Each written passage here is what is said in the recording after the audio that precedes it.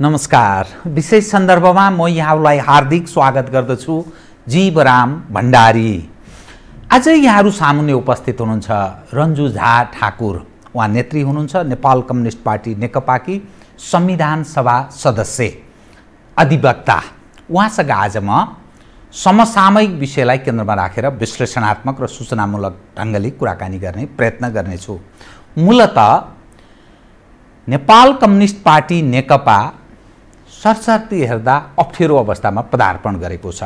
सामान्यतया हेर्दाखेरि के देखा पर्छ भने नेकपाको विभाजनसँगै नेपालका कम्युनिस्टहरूको नेपाली जनले कतिपयले बुझ्दा कम्युनिस्ट कतिपयले वामपन्थी यसको अबको राजनीतिक भविष्य र समग्रमा नेपालको राजनीतिक उपलब्धि भनेर भनिन्छ।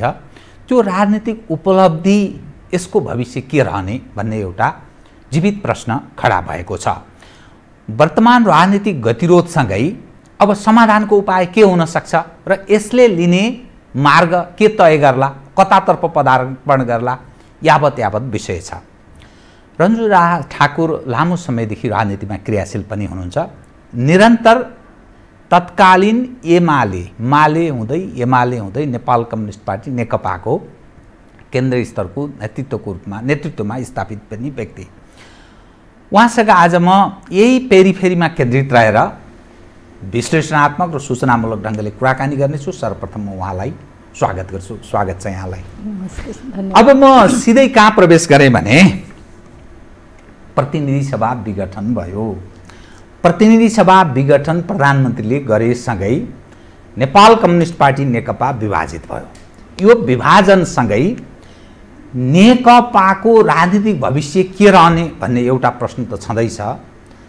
प्रतिनिधि सभा पुनर्स्थापना या निर्वाचनको विषय अर्को एउटा ज्वलन्त प्रश्नको रूपमा खडा छ। विघटनलाई सर्वोच्च अदालतले वैधता दियो भने वैशाख 17 र 27 गते 78 सालमा जो चुनाव हुने भनिएको छ तिथि मिति तोकेर प्रधानमन्त्रीले घोषणा गर्नुभएको छ।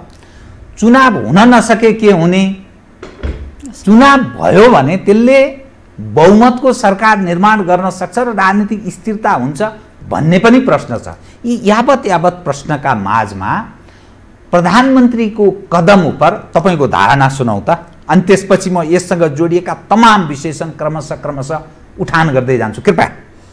धन्यवाद। भण्डारीजीले धेरै दिनपछि मलाई बोलाउनु भयो र अहिले यो जल्दो बल्दो इस्युमा नै बोलाउनु भयो। यो इस्यु हरेक मिडियाको लागि अहिले जल्दो बल्दो छ र हामी पनि मिडियासँग अहिले सहकारी गरिराखेका छौँ यही इस्युमा। यहाँले भने जस्तै अहिले प्रधानमन्त्रीको जुन कदम छ संसद विघटनको, त्यो कदमप्रति मेरो के धारणा त्यही सोध्न खोज्नु भएको छ तपाईँले। एकदम। अब म एउटा पार्टीको डिसिप्लिन कार्यकर्ताको नाताले अहिलेको अवस्था देख्दाखेरि प्रधानमन्त्रीले त्यो अवस्थामा जानुपर्ने के बाध्यता भयो त्यतातिर पनि हामी तपाईँले बुझ्नुपर्छ। बाध्यताको कारण नै यस्तो आयो कि 2/3 सरकार, बहुमतको सरकार, पार्टीको महाधिवेशनबाट निर्वाचित भएको अध्यक्ष, जनताबाट निर्वाचित भएको प्रधानमन्त्री, अनि त्यस्ता प्रधानमन्त्रीलाई पनि सरकारमा काम गर्न धेरै अप्ठ्यारो भयो। अप्ठ्यारो हुनुपर्ने कारणहरू के भयो? अब कारणहरू खोतल्दै जानुभयो भने धेरै कारण छ, जसमध्ये मेजर कारण आफ्नै भित्रबाट भयो। पार्टी भित्रैको आफ्नै भित्रबाट भयो। असहयोगी भए आफ्नै साथीहरू भित्रबाट भयो भन्छ नि। जब आफ्नै मान्छेको जब शत्रु हुन्छ भने अरूलाई हामी के दोष दिने? त्यस्तो अवस्थामा सरकार र स्पेशली प्रधानमन्त्री पुग्नुभयो र यसको विकल्पको रूपमा अरू के हरेक विकल्प हामी नखोजे होला मलाई लाग्दैन। उहाँले खोज्नु भएछ, प्रधानमन्त्रीले अरू विकल्प खोज्नुभयो, किनभने बार समझौता सहमति गरेर अस्ति उहाँले बोल्दाखेरि भन्नुभएकै छ यति सम्झौता गरेका छु कि एउटा बाकसै भरिसकेका छ। त्यो यति सम्झौता हरेक बातमा टाङ अडाए पनि त्यसलाई चिर्दै कामहरू अगाडि बढाउँदै जानुभयो। आखिर काम त गरिराख्नु भएको, यति काम त मलाई लाग्छ विगतका सरकारहरूमा कमै भएको होला जति अहिले केपी ओलीको सरकारमा भयो। र त्यति गर्दै पनि उहाँलाई काम गर्न धेरै अप्ठ्यारो भयो। जसकारण बहुमतका सरकार, बहुमतका प्रधानमन्त्रीलाई विकल्पको रूपमा संसद विघटनै आयो र जनता समक्ष जाने। अब यो समस्या समाधान जनताले गरोस्। अब जनताले गर्नुपर्ने ठाउँ कहाँबाट हुने? संसद विघटन। फ्रेस म्यान्डेटको तपाईले कुरा गर्नु। किन जननिर्वाचित नेताले, जननिर्वाचित सरकारले फेरि जनतासँगै गुहार गर्नु पर्यो कि अब म कसरी गर्ने? किनभने काम त सरकार त जनताको लागि काम गर्ने हो नि। जब जनताको लागि हामी कामै गर्न सकेन भने के को संसद, के को सरकार, हैन? सरकार र संसद आखिर जनताको ट्याक्स पिरियडबाट चलिराखेको हो। त्यो कामै नगर्न सक्ने अवस्थामा पुगेपछि फेरि जनतासँग गए, जानुपर्ने हाम्रो अवस्था आयो। त्यसकारण उहाँले यो अवस्था अपनाउनु भयो। फेरि म यहाँलाई एउटा कुरा के भन्छु भने कुनै यो नेपालको सन्दर्भमा अथवा नेपालको संवैधानिक इतिहासको सन्दर्भमा अथवा नेपालको कुनै राजनीतिक इतिहासको सन्दर्भमा कुनै पहिलोचोटि संसद विघटनको मुद्दा आएको होइन। यो मुद्दा तपाईँको 4 चोटि भन्दा अगाडि पनि आइसकेको छ। जस्तै 2051 तपाईँ हामीलाई सबलाई थाहा छ गिरिजाप्रसाद कोइरालाजीले दिएको, त्यो उहाँ पनि त बहुमतको सरकार हुनुहुन्थ्यो। लगभग मलाई लाग्छ यस्तै मिल्ने खाले। उहाँको पनि 3 वर्ष 48मा चुनाव भयो, 51 विघटन भयो, हामी सबलाई विदित छ। त्यसपछि तपाईँको 52 सालमा मनमोहनजीको सरकारबाट विघटन भयो।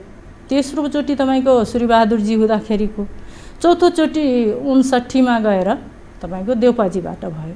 अब यो 4वटा विघटनको जुन सिनारियो थियो र यो 4वटा विघटनमा सर्वोच्चले गरेको जुन सदर और बदरको जुन अहिले पनि विचाराधीनमा विघटनको मुद्दा सर्वोच्चमा छ, त्यो सदर र बदरको कुरालाई हामी जब संविधान बनाउँदै थियौँ 72मा, त्यति बेला हामी यस विषयमा अलिकति फेरि म संविधान सभा सदस्य पनि र मस्यौदाको समितिको सदस्य पनि, समितिका संविधान मस्यौदा समितिको सदस्यको नाताले पनि शासकीय स्वरूपमा जब छलफल भयो यी मुद्दाहरूलाई पनि हामीले त्यो बेला अलिकति रिफरेन्सको रूपमा लिएका थियौँ।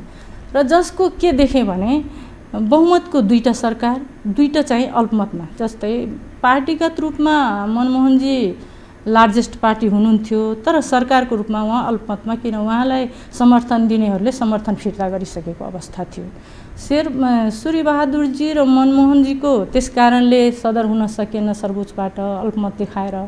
तर शेरबहादुरजी र गिरिजाजीको बारेमा त्यो 2टैलाई सदर गरियो सर्वोच्चले, किनभने बहुमतको सरकार, बहुमतको प्रधानमन्त्रीले संसदलाई विघटन गरेको अवस्था थियो। यी सबै कुरालाई मध्यनजर गरेर हामी धारा 76मा 1 देखि 7 सम्मको व्यवस्था गरे। र त्यहाँ एउटा कुरा हामीले के गरे भने संसद शासन प्रणाली हाम्रो 74ले के भनेको छ भने अन्य कुरा बाहेक हाम्रो देशको शासन प्रणाली संसदीय शासन प्रणाली हुनेछ। संसदीय शासन प्रणालीमा बहुमतको सरकार अथवा बहुमतको प्रधानमन्त्री सर्वेसर्वा संसदप्रतिको सबभन्दा प्रमुख लिडरको रूपमा संसदको को हुने हो भने त्यो प्रधानमन्त्री हुने हो। र त्यही आधारमा यो अवस्थामा संसदको एब्सोल्युट बहुमत हुँदै पनि विघटनमा जानुपर्ने अवस्था आयो। त्यो बाहेकको अरू कोही सरकार बनाउन विशेषाधिकार प्रधानमन्त्रीलाई प्रदान गरेको छ संविधानले।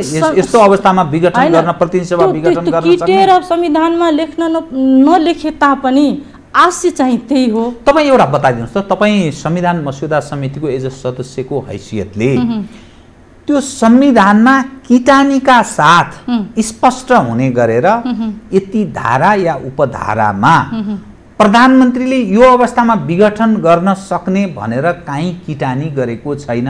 आशयमा हुन सक्छ, तर किटानी नगरेको हुनाले विगतका कमी कमजोरीलाई औल्याउँदै गिरिजाप्रसाद कोइरालाले तत्कालीन संसद विघटन गरेको विषय मनमोहन अधिकारीजीको, सूर्यबहादुरको र शेरबहादुरको घटनालाई समेत मध्यनजर राखेर राजनीतिक अस्थिरता हुनबाट बचाउनका लागि प्रतिनिधि सभा विघटन गर्न पाउने अधिकार कटौती गरेको हुनाले प्रतिनिधि सभा विघटन गर्ने अधिकार प्रधानमन्त्रीलाई संविधान त छैन है भनेर दाबी कतिपय मानिस गरिरहेका छन्। यसै क्रममा 4 जना पूर्व प्रधान न्यायाधीशहरूको पनि वक्तव्य आएको छ। सडकमा पनि कोलाहल मचाएर कतिपय मानिस रुवावासी गरेर हिँडिरहेको यो दृश्य देखिन्छ। भलै त्यो राजनीतिक तृष्णा भएका मानिसहरू नै सडकमा छन्, अरू मानिस सर्वसाधारण गएका छैनन्। त यो विषयलाई के भन्नुहुन्छ तपाईँ? एउटा संविधान मस्यौदा समितिको तत्कालीन सदस्य, अधिवक्ता, नेपाल कम्युनिस्ट पार्टी नेकपाको नेत्रीको हैसियतले के एकदम सही कुरा गर्नुभयो। तत्कालीन संविधान बनाउँदाखेरि हामी बिचमा जुन छलफल भयो तपाईँले भने जस्तै विगतको घटनाबाट हामी लड्न के गर्यो भने 47 को संविधानले किटेर भनेको थियो यस्तो यस्तो अवस्था आयो भने प्रधानमन्त्रीले डिजल्भ गर्न पाउने। तर यसरी अब हामी बिचमा त्यो बेला 9 महिने 6 महिने 3 महिने सरकार बनिराखेको अवस्था थियो। हामी त स्टेबल गभर्मेन्ट खोजेका थियौँ। हामी 5 वर्ष सरकारको कल्पना गऱ्यौँ, 5 वर्ष संसदको कल्पना गऱ्यौँ। त्यो आधारमा संविधानतिर हामी हेऱ्यौँ। तर यो पनि हामी कतै लेखेन कि संविधानमा कि यो डिजल्भ गर्न नपाउने, त्यो पनि त कतै छैन नि। यो संविधान त डिजल्भ गर्न पाइँदैन भनेर कतै उल्लेख छैन। विषम परिस्थितिमा विशेषाधिकार प्रयोग गर्न पाउने गरी आशय खोलिया छ यो संविधानको धारा 76 को 7 ले। 76 7 ले आशय छ विघटन गर्न पाउने आशय छ 76 7 छ। त्यस्तै तपाईको 74 ले के भनिया छ भने संसदीय शासन प्रणाली हो। संसदीय शासन प्रणालीमा हामी सर्वे सर्वा को हुन्छ भने सरकारको प्रमुख अथवा संसदको बहुमत प्राप्त दलको नेता भनेको अहिले जस्तै केपी शर्मा ओली। त्यसरी त्यो आधारमा गर्नुभएछ र गरेको कुरा पनि यसलाई राजनीतिक पनि मान्न मिल्छ, यसलाई संवैधानिक रूपमा पनि यो अहिले जुन बाटो तपाईले भने जस्तै त्यो सडकमा जुन आन्दोलन भइराखेको छ, केही राजनीतिक दलहरूले आन्दोलन गर्नु स्वाभाविक हो। किनभने पक्ष विपक्षमा लोकतन्त्रमा जान सबैलाई मिल्छ। राजनीतिक दलहरूले अब यो आन्दोलन नगरी त फेरि उहाँहरूको पनि अस्तित्व के देखाउला, पावर त देखाउनु पर्यो। स्वाभाविक अस्वाभाविक म पनि त्यसलाई अस्वाभाविक मान्या छैन। गैर संवैधानिक बनोस्, अलोकतान्त्रिक बनोस्, इभेन अहिलेका वर्तमान प्रधानमन्त्रीलाई निरङ्कुशदेखि लिएर जे भने पनि भनिराखेको अवस्था छ। तर ती राजनीतिक दलभित्रका व्यक्तिहरू अथवा पूर्व प्रधानमन्त्री तपाईलाई 4 जना त पूर्व प्रधानमन्त्री छ, 3टा हाम्रै नेकपाबाट अहिले, एउटा चाहिँ भट्टराईजी, 4 जना प्रधानमन्त्री पूर्व प्रधानमन्त्रीले पनि यो कुरामा एकदम जोरदार रूपमा विरोध गर्दै हुनुहुन्छ। त्यो स्वाभाविकै कुरा हो, गरोस्। तर राजनीतिक हिसाबले विरोध गर्नु स्वाभाविक, त्यो स्वाभाविक हो। हामी चाहिँ समर्थनमा जाने, उहाँहरू विरोधमा जाने, त्यो राजनीतिक एउटा के हो, हाम्रो चाहिँ एउटा प्र्याक्टिस हो र एउटा चरित्र हो। तर जुन तपाईले अहिले भन्नुभयो पूर्व प्रधान न्यायाधीशज्यूहरूको बारेमा, यो त मलाई यस्तो के भनौँ लज्जास्पद। किन एउटा कानुनको विद्यार्थी किन लज्जास्पद? पूर्व प्रधान न्यायाधीशहरूले बोल्नु हुँदैन भन्ने छ र उहाँहरू बोल्नै हुँदैन। किन त्यही म भन्दैछु तपाईलाई। हिजोसम्म त्यो कुर्सीमा बसेर तपाईले जजमेन्ट दिनुभएछ, आज तपाईँ सडकबाट जजमेन्ट दिइराख्नु भएछ। कहाँको औचित्य, कुन कानुनले, कुन संविधानले उहाँ 4 जनाले यस्तो भनिएको छ कि उहाँहरू सडकबाट यो फैसला गर्दिन? उहाँहरूले यस्तो भन्न मिल्छ कि कुनै पनि हालतमा यो विघटन हुँदैन? यति जोरले, यति स्ट्रेसपूर्ण रूपमा उहाँहरूले भन्दै हुनुहुन्छ कि यो विघटनै हुन सक्दैन। जबकि बहालवाला प्रधान न्यायाधीश कुर्सीमा छ, बहालवाला अहिले जजहरू फैसला गर्नलाई वेट गर्दैछ, मुद्दा अहिले के अरे छलफलको क्रममा छ। अनि बाहिरबाट पूर्व प्रधान न्यायाधीशहरूले यसरी जोरदार रूपमा इभेन लिखितै रूपमा के भन्ने भने यो विघटन हुनै सक्दैन। कुन कानुन, कुन संविधानले उहाँहरू यस्तो के विचाराधीन मुद्दालाई प्रभावित पार्ने ढंगले आयो भने नियत खराब भयो भन्ने नियतै बसाएछ र यो सडकबाट उहाँहरूले फैसला गर्न खोज्नु भएछ। यो मलाई उहाँहरूले त्यो नजानेर संविधान नबुझेर अथवा ऐन कानुन या उहाँहरूको बाध्यात्मक के हुन सक्छ भन्ने तपाईको अनुमान के, कुन त्यस्तो बाध्यात्मक अवस्था भएर पूर्व प्रधान न्यायाधीश मलाई कस्तो लागिराखेको छ भने राजनीतिमा के हुन्छ भने अब यता नभए उता नभए यता पार्टी फेर्ने अथवा गुटगत पनि राजनीति गर्ने, भोलि कुनै पद पाउला कि जिम्मेवारी पाउला भन्ने गर्ने हो। तर उहाँहरू एउटा सर्वोच्च पद पाइसकेका, सर्वोच्चको प्रधान न्यायाधीश भइसकेका व्यक्तिहरूलाई अब कुन पद पाउने लोभले विभिन्न राष्ट्रिय मानवाधिकार आयोगको अध्यक्ष हुने अवसर छ, जुन ठाउँमा जागिर खाने त्यो शौक त भइहाल्छ। एक किसिमले उहाँहरूको त्यो शौक छ भने त्यो उहाँहरूको डिमोसन हो, प्रमोसन होइन। उहाँहरूले यो गरेको एकदम नेपालको इतिहासैले के भन्छ जुडिसियरी र के भन्छ लिगल इतिहासमा, लको इतिहासमा अथवा सर्वोच्चको इतिहासमा यो एउटा दुर्भाग्यपूर्ण अवस्था ल्याउनु भयो उहाँहरूले। जुन 4 जनाले जुन सिग्नेचर गरेर अहिले विज्ञप्ति निकाल्नु भएछ कि यो चाहिँ विघटन हुन सक्दैन। ठिक छ, उहाँहरूको मनमा लागेको थियो, मनभित्रै राखे हुन्थ्यो नि। एक त उहाँहरूलाई नागरिक समाजभित्र गएर यस्तो कुरा बोल्ने मेरो आफ्नो एउटा बुद्धिले के भन्छ यो उहाँहरूको लागि सही होइन, गलत हो। अर्को कुरा अहिले विचाराधीन अवस्थामा रहेको मुद्दाको बारेमा उहाँले प्रभाव पार्ने कुरा गर्न मिलेन। के हाम्रो चाहिँ अहिलेको वर्तमान प्रधान न्यायाधीश सक्षम छैन फैसला गर्नलाई कि उहाँको दबाबबाट उहाँले फैसला गर्ने हो? त्यस्तो भन्न मिल्छ उहाँहरूलाई? हिजोसम्म उहाँ पनि त बेन्चमा हुनुहुन्थ्यो नि, आज उहाँले सडकबाट फैसला गर्न मिल्छ? यसले सर्वोच्च अदालतलाई के प्रभाव पार्न सक्छ अथवा अदालतलाई यस सवालले पूर्व प्रधान न्यायाधीशहरूको यो संयुक्त वक्तव्य जसरी आयो सङ्गठित ढङ्गले यसको अर्थ त तागत लगाएको हो नि, त्यो त काहीँ न काहीँ प्रभाव पार्न खोजिएको भन्ने अर्थ लाग्छ। यो त सर्वसाधारणले बुझ्छ नि सर, सर्वसाधारणले बुझ्ने कुरा हो नि। प्रभाव पार्न खोज्या हो सङ्गठित रूपमा यसरी लिखित आएपछि सर्वसाधारणले बुझ्ने कुरा हो। तर मलाई लाग्छ अहिले सोसल मिडिया एकदम एक्टिभ छ सरहरू सबैलाई थाहा छ। 90% मान्छेले यसको विरोध गरेका छ। इभेन 90% मान्छेले केपी ओलीको कदमलाई सपोर्ट गरेका छ। किनभने उहाँ सक्नु भएन जनतासँग जानुभयो। जनमतको उहाँले कदर गर्नलाई जनतामा फेरि जानुपर्ने अवस्था आयो। त्यसकारण मैले आफ्नो उसले हेर्दाखेरि पढ्दाखेरि अहिले अवस्था यस्तो छ कि केपी शर्मा ओलीलाई समर्थन बढ्यो, झन् उतातिर समर्थन घट्यो। किनभने 4 जना न्यायाधीशको करिश्माले गर्दा। त उहाँहरूको यो कदम, यो संयुक्त वक्तव्य उहाँहरूकै लागि त्यो खाडल खनेछ अथवा बुमर्याङ भन्छ नि, बुमर्याङ जस्तो हो तपाईँको आशय। अब यसमा अलि स्पष्ट पारिदिनुहोस् त, केपी शर्मा ओली चुनावमा फ्रेस म्यान्डेटका लागि तयार हुनुभयो, मलाई काम गर्न दिएन त्यस कारणले म जान्छु। तर उहाँको नेतृत्वमा छँदा खाँदाको 2/3 बहुमत निकटको सरकार थियो। अब चुनावमा जानु भनेको जनताले केपी ओलीको नेतृत्वको पार्टीलाई भोट दिन्छ भन्ने आधार के एक ल उहाँलाई नदेला कसैलाई देला भन्ने आधार हुन सक्छ। तर सबै परीक्षण भइसकेका राजनीतिक ताकत, काङ्ग्रेस हिजोकै दिनमा परीक्षण भइसक्यो, माधवजी कतिपटक परीक्षण भइसक्नुभयो, प्रचण्डजी टेस्टेड एन्ड त्यो परीक्षण अब सफल असफल त्यो जनताले बुझ्ने कुरा हो। उहाँ परीक्षण भइसकेको समग्रमा अब आगामी जो प्रतिनिधि सभाको जो कल्पना गरियो छ समग्र संसद हङ पार्लियामेन्टमा जान सक्ने स्थिति हुन्छ भन्ने मानिसहरूको विश्लेषण यस्तो गर्न थाले। यसले आगामी दिनमा झन् अप्ठ्यारो अवस्था सिर्जना हुँदैन। नेपाल कम्युनिस्ट पार्टी नेकपा एकातर्फ विभाजित भयो नै, कम्युनिस्टहरू फ्रस्ट्रेट हुने भए, कार्यकर्ता जनमा फ्रस्ट्रेसन आउने भयो। त यसले राजनीतिक सुन्दर भविष्यको कल्पना कहाँ गर्न सकिन्छ र यो प्रधानमन्त्रीको कदम ठिक भन्नुभयो तपाईँले? एकदम सरले भने जस्तै अहिले अवस्था यस्तो हो, तपाईँले भन्नुभयो नि जनता अब के गर्ने हैन, जनतासँग विकल्प पनि छैन। तपाईँले भने जस्तै विगतमा काङ्ग्रेसको पनि उहाँहरूले देखिसक्यो। अहिले भर्खरै मैले भने गिरिजाजीको 3 वर्ष बहुमतको सरकार टिक्न दिएन, आफ्नैबाट त्यहाँ पनि आफ्नै पार्टीबाट त्यो समस्या आयो त्यसकारण उहाँले पनि डिजल्भमा जानुभयो संसदको। अहिले केपी ओलीसँग पनि त्यही समस्या ठ्याक्कै दोहोऱ्याएको छ सर, त्यही 51 सालको अहिले आएछ दोहोऱ्यायो। अब अहिले केपी ओली जस्तो म एउटा निष्पक्ष रूपमा, त्यो पार्टीको म एउटा क्याडरको होइन, म एउटा निष्पक्ष जनताको रूपमा पनि के भन्छु भने देशभित्र 4 वटा पूर्व प्रधानमन्त्री छ, अहिले एउटा वर्तमान प्रधानमन्त्री छ, 5 जना अहिले जीवितै अवस्थामा छ हामीसँग। त्यसमा 5 जना मध्ये among them who is better, कसलाई हामी बेटर बेस्ट मान्ने भने केपी ओली बाहेक कोही छैन। केपी ओलीसँग जुन भिजन छ, मिसन छ, जो गोल छ, मलाई लाग्दैन त्यो 4 जनासँग छ। त्यसकारण आउने दिनमा जनता यति अब हाम्रो उ छैन। अस्ति भर्खरै तपाईँहरू सुदूरपश्चिमको त्यो आमसभा हेर्नुभयो, धनगढीको हेर्नुभयो, केपी ओलीको साथमा 1 लाखभन्दा बढी जनताको त्यहाँ उपस्थिति थियो। जहाँ जानुहुन्छ मलाई लाग्छ 1 लाख घटी उहाँको साथमा जनता उपस्थिति हुँदैन। त्यसकारण जनताको अहिले पनि के इच्छा थियो भने 5 वर्ष केपी ओलीले चलाओस् सरकार, तर चलाउन दिएन। अब दुर्भाग्य के भयो भने कम्युनिस्ट बिचको जुन तनाव भयो, जसको कारणले अब तपाईँले भने जस्तै पार्टी 2टा हुने भयो।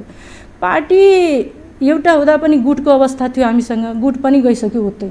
जस्तै माधवजीहरू हुँदा त गुटै गुट हामी थिएँ, त्यो पनि उता जानुभयो। अब के भयो, स्वच्छ पार्टीको रूपमा एकलौटी भयो भन्न खोज्नु, एकलौटी नभनौँ, स्वच्छ पार्टीको रूपमा शुद्धिकरण, अब गुट बाँकी रहेन, शुद्धिकरण। अहिले हाम्रो पार्टी शुद्धिकरणतिर लागेको छ। यो शुद्धिकरणले के देखाउँछ भने आउने दिनमा जनताले केपी ओली बाहेक अर्कोलाई रोज्दैन।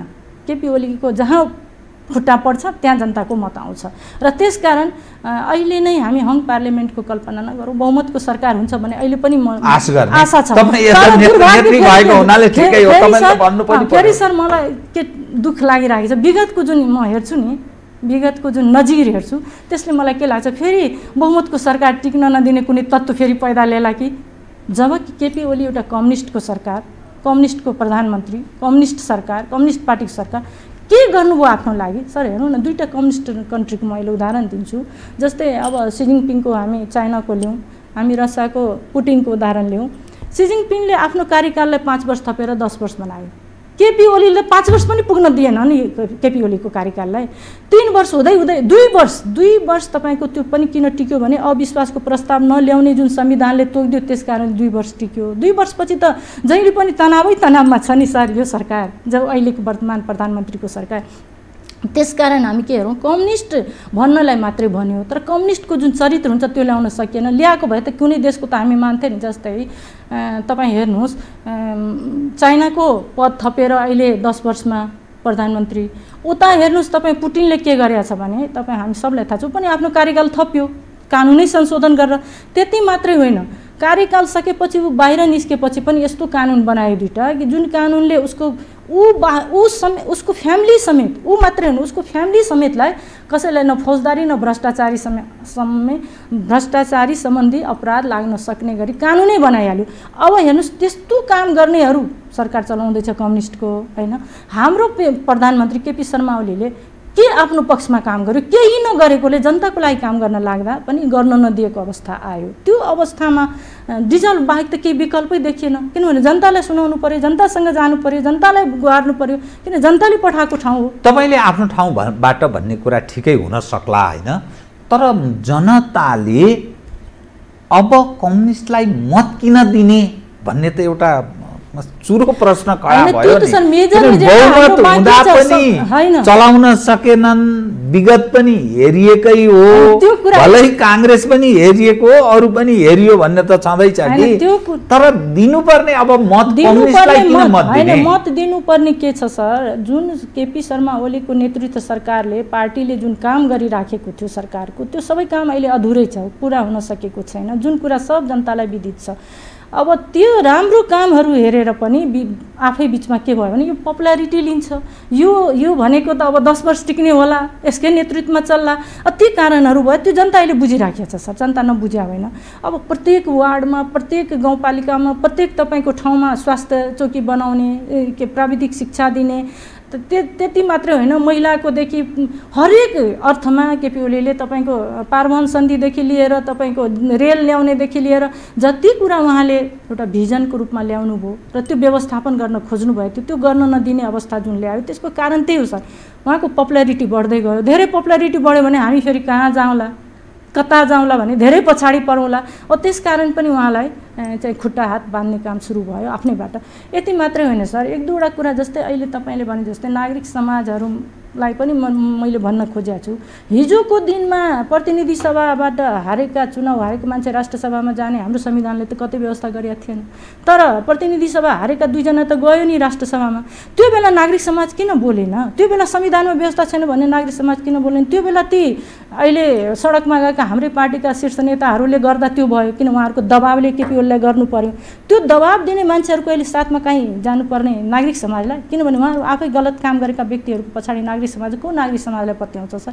जो नागरिक समाज हिजो कहाँ लुक्या थियो यस्तो बेलामा। त्यति मात्रै होइन सर, हिजोसम्म चाहिँ अनुपराजी हुनुहुन्थ्यो मानव अधिकार आयोगको अध्यक्ष, आज उहाँ नागरिक समाजमा आएर त्यस्तो गर्न मिल्छ? हिजोसम्म चाहिँ सुशीला कार्के थियो प्रधान न्यायाधीश, आज चाहिँ नागरिक समाज बन्ने, कल्याण श्रेष्ठ हुनुहुन्थ्यो प्रधान न्यायाधीश, आज चाहिँ नागरिक समाज बन्ने।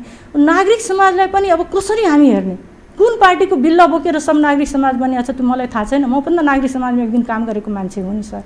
त्यसकारण यस्ता कुराहरूप्रति जनता अब राम्रोसँग बुझिएको छ सर। जनतालाई अब ठग्न हामी सक्दैनौँ। केही व्यक्तिहरूको हालिमुहालीको कारणले यस्ता कुराहरू भइरहेछ। हामी सर्वोच्चमा भएको मुद्दालाई हामी कुनै किसिमको प्रभाव पार्दैनौँ। तर सर्वोच्चमा विचाराधीन अवस्थामा छ एक। हजुर।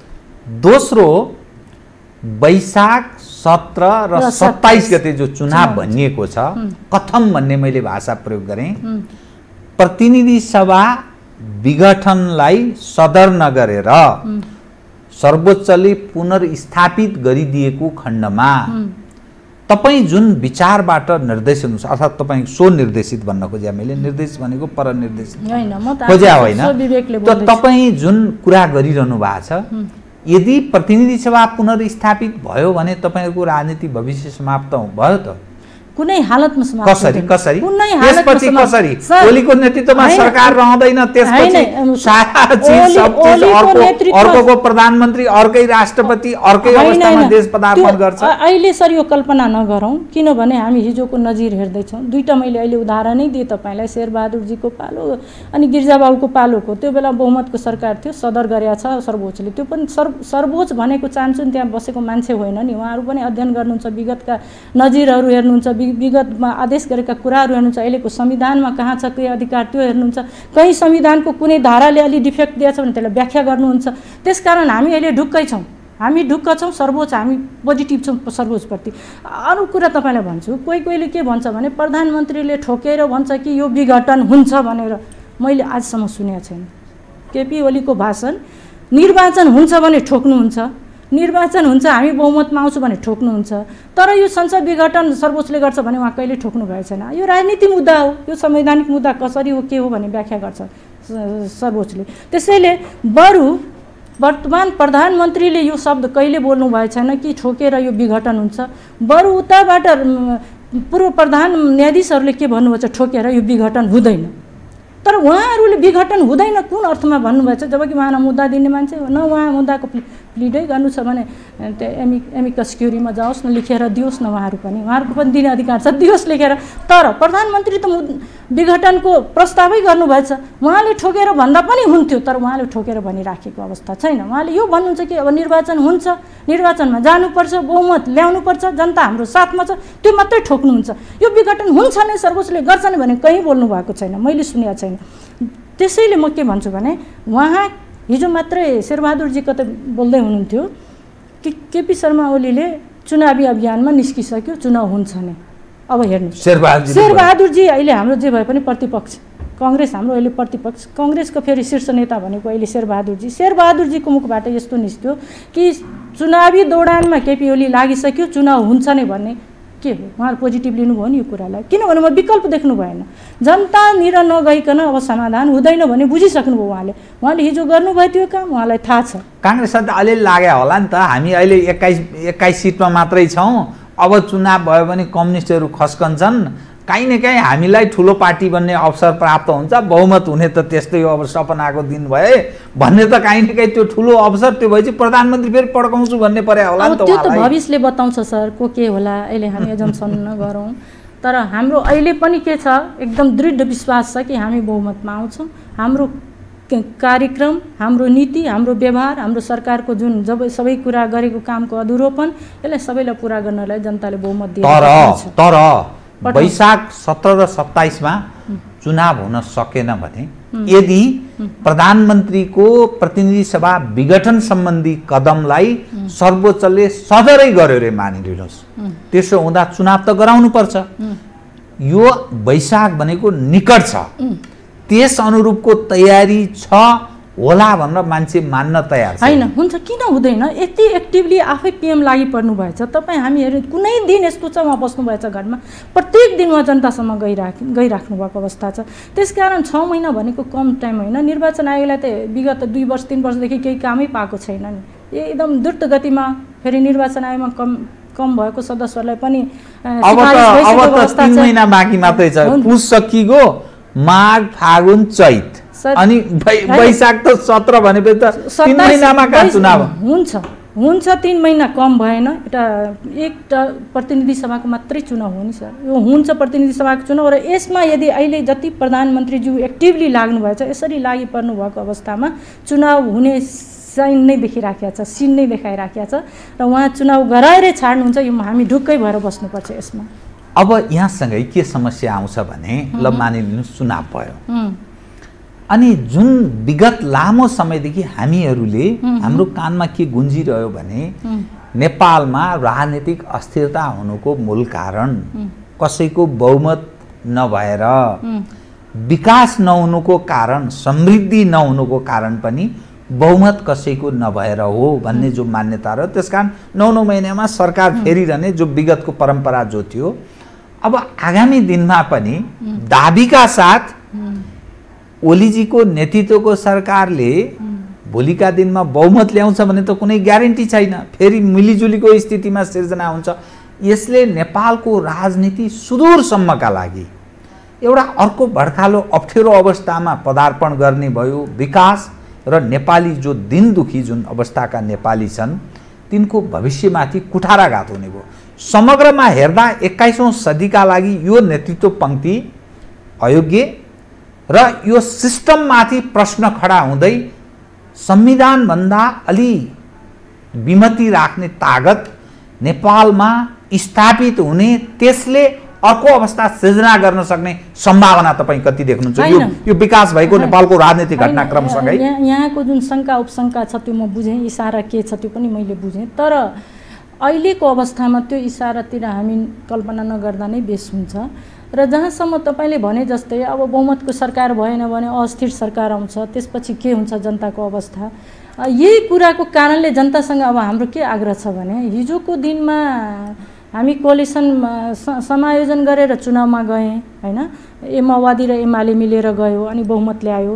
तर जुन बेला एमाले र माओवादी चुनावमा जाँदै थियो त्यो पनि एउटा नैतिकताको प्रश्न मेरो दिमागमा आयो कि किन राजनीतिक नैतिकताको धेरै खाडल छ हामी कहाँ।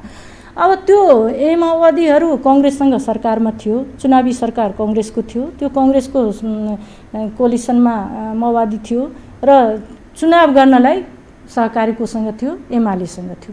चुनाव गर्यो एमालेसँग मिलेर, तबसम्म सरकारमा चाहिँ माओवादीहरू कांग्रेससँगै बस्यो, सरकार छोड्या थिएन। यो अलिकति के भयो राजनीतिक नैतिकताको खाडल भयो हामीसँग। त्यसपछि चुनावपछि जब बहुमत लिएर आयो नेकपा जे होस् एमाले र माओवादी मिलेर दुईटा मिलेर जब बहुमत ल्यायो अनि त्यसपछि फेरि के एउटा खेल सुरु भयो बिचमा कि प्रचण्डजी र देउपाजीको बिचमा एउटा के हुँदैछ, लिखित दुवैजनाको बिचमा सहमति के हुँदैछ भने 5 वर्षको लागि प्रचण्डजी प्रधानमन्त्री बन्ने, ओली चाहिँ प्रधानमन्त्री नबन्ने गरी उहाँहरूको सहमति हुँदै थियो। यो सबलाई थाहै होला तपाईहरुलाई, यो भित्री कुरा अलिकति मैले बुझेको तपाईहरुले भने त्यो बेलामा केपी ओलीलाई एकजना प्रधानमन्त्री दुईटा मन्त्री सहितको उहाँले सरकार बनाउनु पर्यो र त्यसै बेलादेखि समस्या सुरु भइहाल्यो। तर यो समस्या सुरु हुँदा हुँदै पनि केपी ओली अलि बढी उदार हुनुभयो। म उहाँलाई पनि भन्छु अलिकति बढी उदार के हुनुभयो भने ठिक छ सरकारसम्मको सहमति अथवा चुनावसम्मको सहमति पार्टीहरूको बिचमा हुँदा ठिकै हुन्थ्यो, तर उहाँले पार्टी एकीकरणको जुन एउटा ठुलै के भन्छ नि कल्पना गरेर एउटा ठुलै आफ्नो सपना साकार गर्न खोज्नुभयो, त्यहाँदेखि एक्सिडेन्टमा पर्न सुरु भयो। हामी 3 वर्षदेखि नेकपा एमालेको जुन अवस्था अहिले पुग्थ्यो त्यो 3 वर्षभन्दा 6 वर्ष हामी पछाडि गएको छु। यो एकताको तौर तरिका प्रक्रिया त्यो नै अलि त्रुटिगत भयो, त्यो गल्ती भयो भन्ने खोज्नु स्वार्थवश भयो। त्यहाँ अलिकति पनि जनताको लागि के गर्ने हो भने कि स्वार्थवश उहाँको एजेन्डा थियो केपी ओलीको 5 वर्षमा सरकार टिकाउँ, जसरी भए पनि उहाँहरूलाई लिएर जनतालाई समृद्ध नेपाल सुखी नेपाली बनाऊ। तर उताबाट के थियो भने यो 5 वर्षको सरकारमा 2.5 वर्ष म बसौँला, 2.5 वर्ष उहाँ बसौँला। अब त्यहीबाट के भयो भने लेनदेनको कुरा सुरु भइहाल्यो। जबकि उहाँ महाधिवेशनबाट निर्वाचित भएर अध्यक्ष हुनुहुन्थ्यो। अब तपाईलाई एउटा कुरा थाहा छ कि छैन, थाहा छ 33 वर्षसम्म प्रचण्ड चाहिँ एउटा पार्टीको अध्यक्ष भएको हो कि के अरे माधव नेपाल 15 वर्षसम्म हाम्रो पार्टीको महासचिव बनेको हो कि होइन, कार्यकारी जिम्मेवारी। झलनाथजी 5 वर्ष बस्नुभयो कि भएन? केपी ओली किन 5 वर्ष नबस्नु पर्ने? केपी ओली त निर्वाचित प्रधानमन्त्री के अरे निर्वाचित अध्यक्ष थियो नि पार्टीको। ठिक छ समायोजन गर्दा अर्को पार्टीको मान्छे आउँदा पनि उहाँलाई पनि अध्यक्षै दिनुभयो। एक त यही हाँडी गाउँको जात्रा भयो, एउटै पार्टीमा दुईटा अध्यक्ष हुनु नै अलिकति एउटा कानुनको विद्यार्थी म त्यो बेलादेखि मलाई मनमा खुसखुस लागेको कुरा अहिले म व्यक्त गर्दैछु। अनि दुईटा अध्यक्ष भयो। अब दुईटा अध्यक्ष भए पनि एउटा अध्यक्षलाई पछि कार्यकारिणी अध्यक्ष बनायो, कार्यकारी अध्यक्षले गर्नुपर्ने काम 1% पनि गरेन। अब यता प्रधानमन्त्रीको कुर्सीमा बसेको अध्यक्षले सरकार चलाउने काम गर्न लाग्यो। अब सरकारलाई पनि यताबाट तान्न सुरु गर्यो, किनभने सरकारको पपुलारिटी बढ्छ अनि कार्यकारिणीले पार्टीलाई पपुलारिटी दिन सकेन। काम गर्ने दिनु भएन ओलीजीले, मलाई भन्नुहुन्छ नि त प्रचण्डजी, मलाई बताउनै भएन पार्टीमा के काम गर्ने अवस्थै भएन। प्रथम अध्यक्ष उहाँ, म द्वितीय अध्यक्ष, काम र काम गर्ने त्यो होइन। उहाँहरुको एजम्पसन के थियो भने केपी ओलीको त अब किडनीको फेलियर छ, अब किडनी ट्रान्सप्लान्ट हुँदा उहाँ ठिक होला नहोला, उहाँहरुको एजम्पसन त्यहाँसम्म पुग्यो। उहाँको भने के प्रचण्डजीको मात्रै कि हैन, प्रचण्डजी लगायतका प्रचण्डजी लगायतकाहरूको नभने पनि सबै प्रष्टै छ। उहाँहरू लगायतका के भयो भने ओली त अब धेरै दिन टिक्न सक्दैन यसको स्वास्थ्यको कारणले, कतिले त बोलेकै हो, अब मलाई नै कतिले भने त्यो उता के लाग्छ ऊ टिक्छ टिक्दैन भन्ने पनि भयो। त्यस्ता कुराहरू अब अहिले त बोल्नुपर्ने अवस्था छ नि हामीलाई। तर उहाँलाई हेर्नुहोस्, उहाँ केपी ओलीलाई यो 2 करोड 3 करोड जनताको ब्लेसिङ यस्तो छ र उहाँमा यस्तो मिराकल छ र उहाँमा यति इच्छा शक्ति दृढ छ कि नेपालमै आफ्नो किडनी ट्रान्सप्लान्ट गरेर यति स्वस्थ हुनुभयो भने उहाँहरू कल्पनै गर्नुभएको थिएन। कल्पनै गरेको कुरा नभएपछि उहाँमा त भयो, आखिर उहाँप्रति जनताको एउटा ब्लेसिङ लाग्यो। अब उहाँको आफ्नो पनि एउटा जे हो कर्मको फल भन्छ नि, यही हो। म अलि स्पिरिचुअल भएर बोलेँ, यो कर्मको फल र जनताको ब्लेसिङ, इभेन उहाँको आफ्नो इच्छा शक्तिले गर्दा उहाँ सक्सेस हुनुभयो। सक्सेस मात्रै होइन, अति सक्सेस भन्छ नि, म एम्बिसियस होइन अति एम्बिसियस भन्ने मान्छे। उहाँ एकदम सक्सेस भएर आउनुभयो र यस्तो स्वस्थ र सक्सेस भएर आउनुभयो कि उहाँले अब जनतालाई के गरौँ भन्नेमा लाग्यो, सरकारतिर लाग्नुभयो काम गर्न। अब यताबाट त उहाँलाई डिस्टर्ब सुरु भइहाल्यो, यो मान्छे त हामी सोचेको अर्कै भइहाल्यो अर्कै। अनि त्यहाँपछि पार्टीको काम त सर यस्तो ठप्प भएछ अहिले 3 वर्षमा।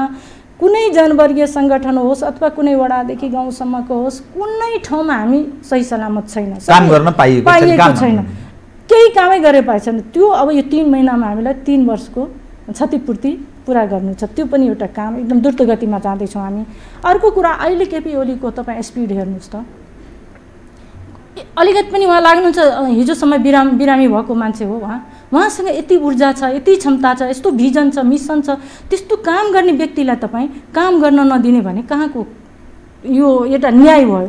त्यस्तै तपाईँले भने हामीले सबैले के भन्दैछौँ भने केपी ओली पार्टीको कलहको कारणले डिजल्भ गर्यो भने होइन, पार्टीको कारण मात्रै होइन डिजल्भ गर्यो, अरू मैले मेरो एउटा कन्साइनले के भन्छ, जस्तै संसद पनि भयो अवरोध, संसदले पनि उहाँले काम गर्न दिएन। आफ्नै 64% को पार्टीको व्यक्तिको संसद, 64% पार्टीको व्यक्तिको संसदले पनि उहाँलाई सहयोग गर्न जब छोडे, जब उहाँको विरोधमा अविश्वासको प्रस्तावको हस्ताक्षर सुरु भइसक्यो, सबलाई जगजाहिर छ, इभेन सभामुखले उहाँलाई संवैधानिक परिषदको बैठकमा आउनसम्म साथ दिएन, अनि उहाँले के गर्नुहुन्थ्यो भन्नुहोस् त? विकल्प केही भयो?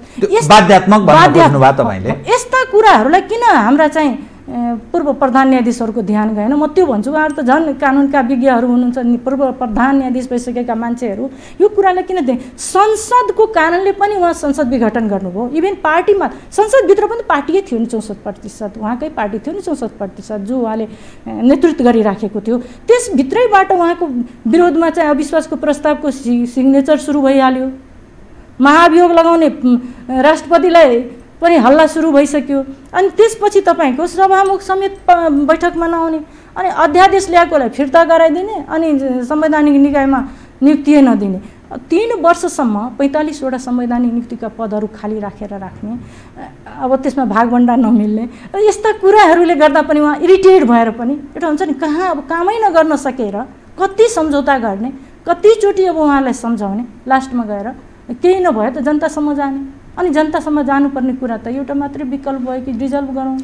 तर मानिसहरूको फेरि पनि दाबी, खास गरी कानुनी क्षेत्रमा काम गरेका कतिपय सिनियर एडभोकेट, सबैको मैले भन्न खोजेको होइन, कतिपय सिनियर एडभोकेट वरिष्ठ अधिवक्ताहरू पनि यो असंवैधानिक कदम हो भन्ने हदसम्ममा प्रवेश गरेको सुनिन्छ कि त्यसकारणले पनि यो विषयलाई कसरी वैधता प्राप्त हुन्छ भन्न केही होइन भन्ने भाषा लवज नै हाम्रो भइसकेको छ। कु भन्ने शब्द हाम्रो लवज भयो, तर असंवैधानिक, संवैधानिक, अलोकतान्त्रिक, लोकतान्त्रिक, निरङ्कुश अथवा जे भन्ने हो, यी शब्दहरू पक्ष विपक्षमा आइरहन्छ। प्रतिगमन पनि हो भन्छ, अग्रगमन, प्रतिगमन, यस्ता शब्दहरू आइरहन्छ। यो राजनीति शब्दहरू हो, यो यस्तो लोकतन्त्रमा हुने कुनै ठुलो कुरा होइन। यसलाई हामीले के भनौँ, विरोध गर्ने होइन। अब भन्नको मतलब मेरो के हो, लोकतन्त्रमा दुवै पक्ष हुन्छ, दुईटा पक्ष हुन्छ, पक्ष विपक्ष हुन्छ। हामी पक्ष छौँ, कोही विपक्ष हुन्छ। विपक्षले भन्ने आफ्नो भाषा छ, पक्षले भन्ने आफ्नो भाषा हो। त्यसकारण यसबाट हामी राजनीतिमा नि तागत ठुलो महत्त्व राख्दछ। कतिपय सवाल सही नै मानिस भए पनि तागतले जबरजस्ती लपेटेर समाप्त पारिदिन्छ।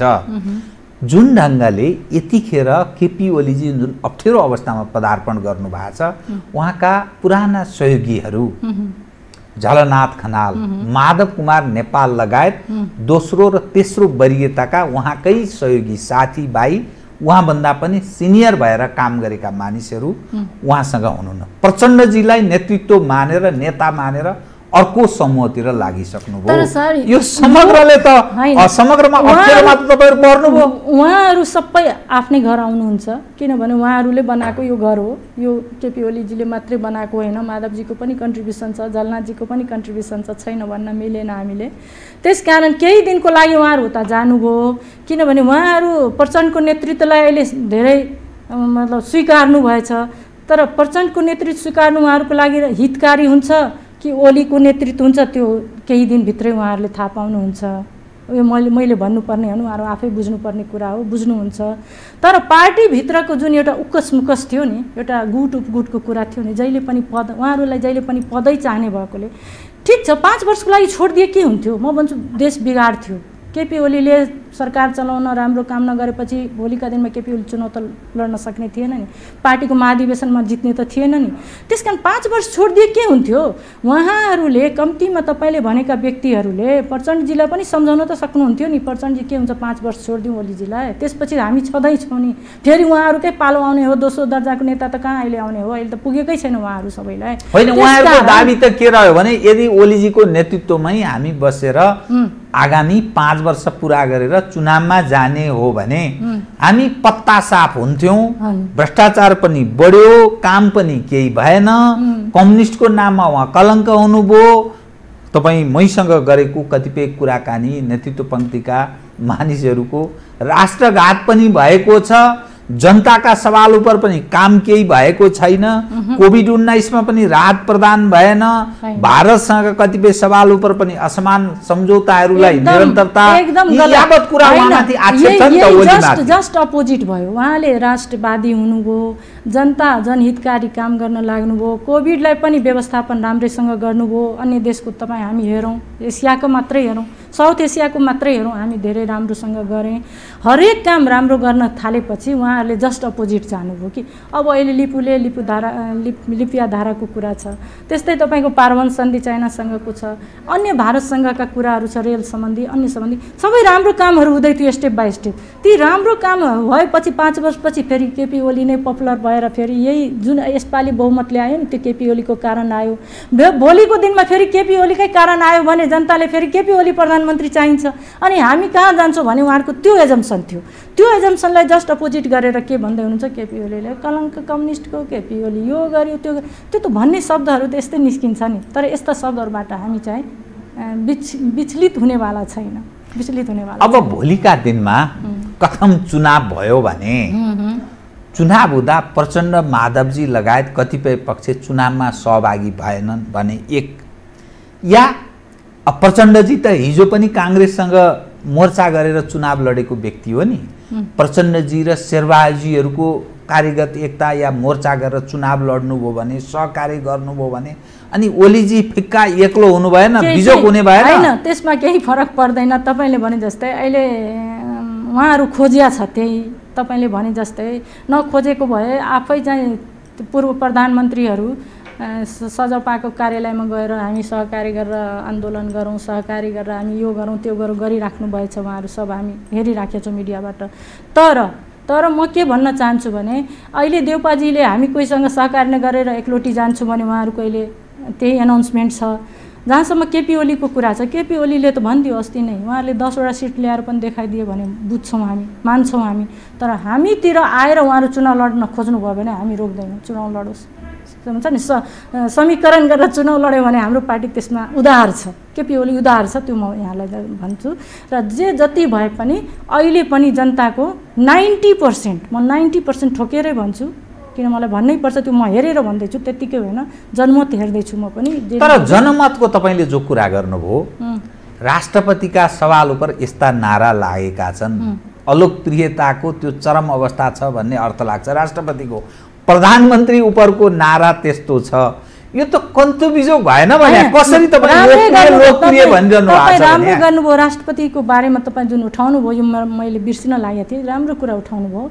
त्यसैले त जनता हेर्दैछ, पछाडि 3टा पूर्व प्रधानमन्त्री है, अगाडि उहाँको उच्छृङ्खल कार्यकर्ताले सम्मान्य राष्ट्रपति र सम्मान्य प्रधानमन्त्रीको बारेमा त्यस्तो तुच्छ नारा लगाएको, यति तुच्छ नारा लगाएको जसको कारण हामी अहिले पनि लिखितै दिएको छु गृह मन्त्रालयमा र महिला मन्त्रालयमा यी व्यक्तिहरूलाई समातेर कारबाही हुनुपर्छ किनभने देशको सर्वोच्च निकाय देशको सम्मानित व्यक्तित्वहरूको बारेमा यस्तो अभद्र व्यवहार यस्तो तुच्छ नारा लगाउनु र 3टा प्रधानमन्त्री मुख दर्शक भएर सुन्नु पूर्व प्रधानमन्त्रीहरू कहाँसम्मको यो न्याय हो कहाँसम्मको यो चलन हो कहाँको यो लोकतन्त्र हो कहाँको यो संवैधानिक कुरा हो यो यसलाई के भन्ने यो के ल्याउनु भयो त तपाईहरुले के संविधान के बनाउनु भा कस्तो तपाई मस्यौदा समितिको सदस्य संविधान बनाउनु भा जहाँ कार्यान्वयन हुन सक्दैन संयन्त्रले काम गर्दैन के खालको सिस्टम ल्याउनु भा संविधान लोकतान्त्रिक संविधान छ गणतान्त्रिक संविधान छ संघीय संविधान छ हाम्रो संविधान कार्यान्वयनको पार्ट भइराखेको छ यदि कार्यान्वयन नभएको 3 तहको सरकारै हुने थिएन हामीसँग निर्वाचित 3 तहको सरकार त्यसको प्रभावकारिता बारे प्रश्न गरिरहेछन् मान्छे फर्स्ट टाइम हेर्नुस् फर्स्ट टाइम हामी संघीय संरचनामा गएको छु फर्स्ट चोटीमै हामी सबै कुरा खोजिहाल्छौँ भने कहाँ हुन्छ बिस्तारै नेक्स्ट टाइमको इलेक्सन पछि हामी योभन्दा बेटर गर्छौँ त्यसपछि अझै बेटर भारत त्यो 50 साल 1950 मा भारतले संविधान बनाएको अहिलेसम्म उहाँहरूको त तरल अवस्था छ भने हामी त भर्खर यो 4 वर्ष 5 वर्ष भएको अवस्थामा छ हामी एकैचोटि सबै कुरा पर्फेक्ट हुने कल्पना नगरौँ तर जहाँसम्म त्यो उच्छृङ्खलहरूलाई लिएर जुन हिँडिराखेका हाम्रा केही पूर्व प्रधानमन्त्री नेताजीहरू हुनुहुन्छ उहाँहरू अति गलत काम गरिराख्नुभएको छ जसले गर्दा उहाँहरूको झन् ओज तल घटिरहेको छ मलाई दया लाग्दैछ कि दया लाग्दैछ उहाँहरूको ओज घट्दैछ जस्तै पूर्व प्रधान न्यायाधीशहरूको ओज घट्यो त्यस्तै उहाँहरूको ओज घटिराख्यो अनि अब पार्टी कार्यालय कहाँ रहने पार्टी कार्यालय कब्जा हुन थालेछ जिल्ला जिल्लामा केन्द्रको पनि सम्पत्ति यो हाम्रो भन्न थालेछन् कोही कसैले चाहिँ ढुकुटी नै रित्याइदिसक्यो भनेर मुद्दा मामिला प्रारम्भ भएको छ अब के हुने यो त तपाईहरुको त कन्त बिजोग अरूलाई पो प्रतिपक्षीहरुलाई पो मजा आइराछ यो हेर्न आहा हेर्दा हेर्दै कम्युनिस्टहरुको यो हविगत यो कन्त बिजोग देखियो आनन्द भयो भनेर खुसी पो भएको छ नि त मान्छे जतिसुकै हविगत भए पनि आखिर टिक्ने हो हामी नै यो सूर्यछाप एमाले हिजोको एमाले आजको नेकपा निर्वाचन आयोगले दिएन हो निर्वाचन आयोगले पार्टीको नामै कसलाई दिन्छ कसलाई सूर्य चिन्ह दिन्छ पत्तो छैन सर्वोच्चलाई हामी ठोकेर केही नबोल्नु किनभने सर्वोच्च भनेको सुप्रिम पावर हो निकाय हो त्यो आफै गर्ने उनी आफ्नै के भन्छ नि स्वतन्त्र हो तर निर्वाचन आयोगको कुरा जहाँसम्म छ सूर्य चिन्हको हिजोको चुनावमा समीकरण हुँदाखेरि पनि प्रचण्डजीले सूर्य चाहिँदैन भनेर त जानुभयो नि जस कारणले हाम्रो धेरै भोट बदर भयो धेरै मत बदर 10 लाख भन्दा बढी मत हाम्रो बदर भएछ त्यो पालि किनभने त्यो चिन्हको कारणले अब आज आएर सूर्य चिन्ह हाम्रो हो भन्न मिल्छ उहाँहरूलाई तर पार्टीको बहुमत 315 कि कति दाबी गर्दै हुन्छ 315 पार्टीको केन्द्रीय समितिको 315 बहुमत सदस्यले निर्वाचन आयोगमा सूर्य चिन्ह हाम्रो नेपाल कम्युनिस्ट पार्टी नेकपा हामी हौ भनेर अध्यक्ष तत्कालीन अहिले पनि अध्यक्ष नै भन्नु पर्यो पुष्पकमल दाहाल प्रचण्ड माधव कुमार नेपाल लगायत साराका सारा मान्छेले हस्ताक्षर गरेर निर्वाचन आयोगमा बुझाएछ यता ओलीजीको त अल्पमत छ नि त छैन अल्पमत ओलीजीको कसरी अल्पमत छ ओलीजीको त त्यो पहिलाको 400 कति 15 कि कति त छदै छ त्यसमा पनि अहिले 1100 नै ओलीजीको केन्द्र गठन गर्नुभएको छ अनि अर्को कुरा ओलीजीसँग आफै निर्वाचित महाधिवेशनबाट निर्वाचित अध्यक्ष महाधिवेशनबाट निर्वाचित महासचिव उहाँसँग छ उहाँसँग के छ उहाँसँग त्यो छ त्यसकारण लिगली जाँदा पनि उहाँ पर्फेक्ट छ उहाँहरू नै दरो हुनुहुन्छ यता नै हामी नै नेकपा नै दरो छौँ अब उहाँहरू फुटेर केही व्यक्ति उता जानुभएछ भने उहाँहरू नयाँपनले आफू जानुहुन्छ नभए फेरि आएर बस्नुहुन्छ तर म अहिले पनि के भन्छु भने जोड्नुभन्दा अहिले जे छ त्यहीमा ठिक छु त्यस्तो नभएको भए अहिले हामी यति एक्टिभली कामै गर्न सक्ने थिएन हरेक कामले अब प्रचण्डजीसँग सहकार्य गर्ने सवाल उप के अब चाहिँ तपाईँ हैन मलाई सोध्नुहुन्छ भने म त्यसमा सहमत हुन सक्दिनँ व्यक्तिगत मेरो धारणा गलत भयो हिजै गलत भयो अब गर्नु हुँदैन यो मेरो व्यक्तिगत धारणा हो केपीजीको धारणा के छ त केपीजी जान्नुहुन्छ उहाँको धारणा उहाँले तर मलाई व्यक्तिगत सोध्नुहुन्छ भने म के भन्छु भने आफ्नो आफ्नो ठाउँमा दुवैजना दरो भएर अगाडि बढोस् एक ठाउँ आएर कृत्रिम एकता गलत नगरोस् त्यो कृत्रिम एकता भन्दा टाढैको एकता राम्रो धन्यवाद छ है त यहाँलाई आदरणीय दर्शकवृन्द उहाँ हुनुहुन्थ्यो रन्जु झा ठाकुर नेपाल कम्युनिस्ट पार्टी नेकपाकी नेत्री तथा संविधान सभा सदस्य अधिवक्ता समसामयिक विषयलाई केन्द्रमा राखेर गरेको कुराकानी म सहित मेरो सम्पूर्ण युनिटलाई कार्यक्रमबाट बिदा दिनुहोस् र यो हो टेलिभिजन हेर्दै रहनुहोला नमस्कार।